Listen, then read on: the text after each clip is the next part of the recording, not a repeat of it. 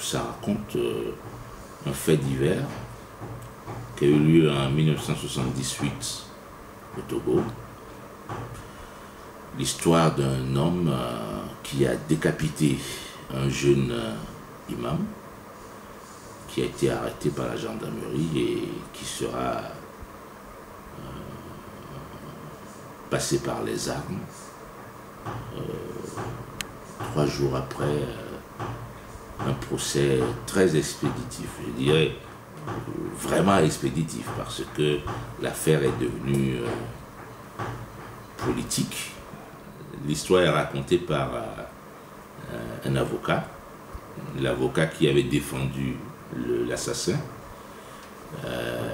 qu'il avait à peine défendu, parce que ce qui se passe dans le roman, c'est plutôt le souvenir de cette affaire que l'avocat avait mal évalué. Il est passé à côté d'un procès qui aurait pu être historique. Il n'a pas voulu affronter la dictature, il n'a pas voulu poser les vraies questions.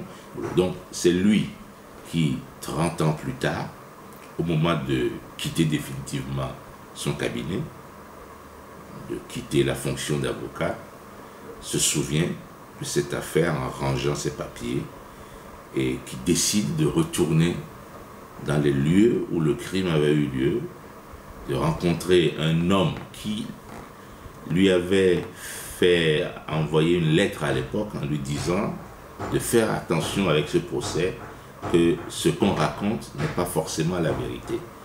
Il a refusé de le rencontrer, mais 30 ans plus tard, il retourne sur les traces de cette affaire pour essayer de comprendre. Voilà, c'est un peu la trame de la légende de l'assassin.